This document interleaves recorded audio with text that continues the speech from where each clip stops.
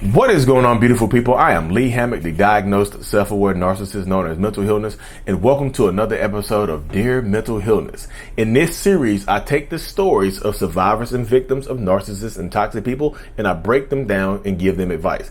Today's episode, a woman sends me a story about how her and her narcissistic partner were on again, off again, on again, off again, until he completely ghosted her in the end. Stay tuned. So welcome back, y'all. Look, I'm going to put the story right here so y'all can read along, but I'm going to read it out loud so y'all have the gist of it. I'm going to break it down afterwards. I was on and off with my ex for 5 years. In that time, we were never officially in a relationship. Even at the time of us meeting, he had just gotten out of a relationship himself. Kind of a red flag right there. He told me that he wasn't ready for a relationship, so we agreed to see each other casually. Within a year of us being together, he had found out about me hooking up with someone that he knew. This happened prior to me and him starting to see each other, and I should have told him, but after that happened, his behavior, which was already not great towards me, took a turn for the worse. Even before he found out about this guy, I caught him talking to someone else behind my back. But after he found out about the guy, he started to treat me terribly, and we used the guy I didn't tell him about acting an excuse to treat me like that. I stayed for many years. He only told a few of his friends we were seeing each other. Not all of them. He would leave every few months, usually after he did something, and I call him out on it, telling me he's leaving it because his family wouldn't accept me, or that he just can't get out of his head that I didn't tell him about that guy. But he would always return, promising a future together but never committing to me. Woo, y'all. The most recent incident was last year. He came back and told me that he wanted to get married. He said he didn't care what his family thought and that we would be together.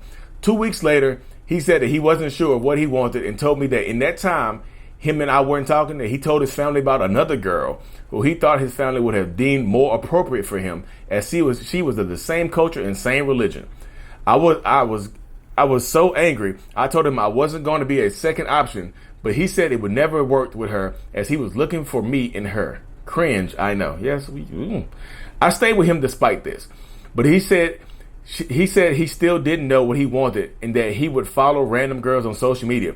When I would call him out on it, he would lie and gaslight me into saying I'm crazy and paranoid, and then would unfollow the girls. So I would start to question whether I'm imagining it.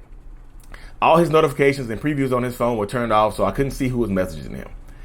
Things came to a head at the beginning of this year when he started following the girls on social media again, and I called him out. He told me that he was going to let our relationship go because he didn't feel the same way about me. And he said maybe there was something wrong with him and that he was incapable of love and that he tried to get over me, not telling him about the guy he couldn't. He also said that if he felt the same way about me as I did about him, that he wouldn't be following all these girls on social media. So I wasn't crazy then when I thought that's what he was doing. It just sounded like a lot of excuses, and I had enough at that point. I basically told him to F off and called him out on his narcissistic and gaslighting ways. After a few weeks, he contacted me saying that he was wrong, that we should give this a go because we had been doing it for 5 years. So he wanted to make it official. What I didn't realize at the time was that he was coming to my country to visit. I study abroad, and he needed a place to stay. He only mentioned this after I agreed to give him another chance. A few days before his visit, my friend found him on Hinge, a dating site, y'all. If y'all don't know what Hinge is, found him on Hinge. When I called him out on it, he got so angry that I wouldn't answer his calls and texts that he said he only made the account because I called him a narcissist and told him he was gaslighting me. So it was my fault. Despite my better judgment, he managed to persuade and manipulate me into giving him another chance. He came and stayed with me, and then after 2 weeks of him staying with me, we got into an argument. I called him out on something again. He left again, saying that he was not ready for a relationship and that he needs to work on himself. Even then, I gave him the benefit of the doubt that he was actually working on himself, until one of my friends found him on another dating app not even 2 weeks later. I was so angry, I confronted him, but he never replied to my message. My friends warned me that he only came back that last time because he needed somewhere to stay, and I feel so stupid. I don't understand how he was able to commit to someone before me, and during the time me and him weren't speaking, but he never wanted to commit to me. Even his friends told me how good he was to the ex, so I don't understand. I also did hear from others, though, that him and the ex would fight a lot.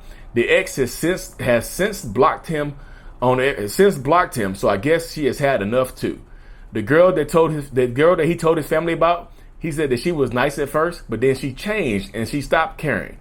And he would often say that everyone leaves him. I know I've done the right thing by going no contact, but am I the problem? Please help me make sense of this. Sorry for the long email. I tried to shorten it as much as I could. Woo! Time for the breakdown, y'all. So, welcome to the breakdown, y'all. I have a remarkable two. I have a lot of notes here. We're going to break this down, y'all. Goodness gracious. So, in the first beginning, she said that they were in an on-again, off-again relationship. Yeah, I don't think y'all understand. I talk to survivors and victims of narcissists all the time, right? And that's one of the main things that I hear. We were on again, off again for X amount of years. The back and forth, up and downs, get you addicted to the person, y'all. Cut it off. If y'all don't see, if there's no consistency in the relationship in the beginning, there will not be consistency in the end, in the middle, wherever. There's no position. There's no consistency in these relationship dynamics. So what makes you think they're going to change from the beginning? And plus, in another red flag, in the beginning, he had just gotten out of a relationship and was already talking to her, but didn't want to commit to her in the beginning. Just like, hey, I just got out of a toxic relationship and I'm trying to move on really quickly, which is what narcissists do. Y'all, give other people time to heal. If they just broke up with somebody, I've been broken up for a week and a half, give that person time to heal. Narcissist or not, you don't want that person healing with you or on you. Don't do that. If they just broke up with somebody, give them time to heal. I don't care. Like, y'all, I don't care. Okay. Narcissists are trying to move on fast. I just broke up with somebody, but I want to casually date you. And then the next thing I wrote down, the double standards exist in relationships like this, y'all. She said that she caught him texting other women behind her back. Like, even though they're on again, off again, and just casually dating and seeing each other, she caught him texting other people behind her back. But he finds out that she hooked up with someone that he knows before they even got together, and that's the bigger issue. And yes, narcissistic people, toxic people, will continuously use that as an excuse. You can cheat on them with people before you meet them. Especially if it's somebody that they know, because especially if it's a male narcissistic person, they feel emasculated. They're just like, oh, my friend knows what you look like. My friend knows what you look like nude and whatever, and how the cheeks clap the right way and blah, blah, blah, boo, boo, boo, beep, beep, beep. Y'all get it. A lot of narcissistic people do that. You know what I mean? They view the double standards. They use the double standards against you. You can't do what that narcissistic person can do. You just can't. You know what I mean? So now that this narcissistic person has found out that she slept with somebody else before they got together, that's a built-in excuse to continue his behaviors. Whatever his behaviors are, even the excuse of him pretty much cheating on her during their relationship. He was cheating on her during their relationship. You know what I mean? And the whole back and forth, every time that they would argue, he would leave to avoid accountability. And she would allow him back into her life. What you allow is what will continue. This is not me victim blaming, but sometimes when people leave you because you're trying to hold them accountable, don't allow them back into your life. What semblance, because you let them talk too much. They talk to you and go, oh, I've changed. I'm willing to take accountability now. Or we've been doing this for so long, we should give each other another chance. Blah, blah, blah, boo, boo, boo, beep, beep, beep. What you allow is what will continue. The on it again, off again, you can turn it off for good if you want to. You keep giving them opportunity after opportunity to hurt you. And once they feel like you cheated on them, they will never, ever forgive you. I'll just let y'all know that straight up. If they feel like you cheated on them, if y'all have broken up and you slept with somebody else during y'all's breakup, or if you slept with somebody they know before y'all relationship, that's cheating, y'all. And they will never forgive you for that. There you go. Then he comes back in future fakes and says, oh, I want to get married no matter what So first, the parents had a problem.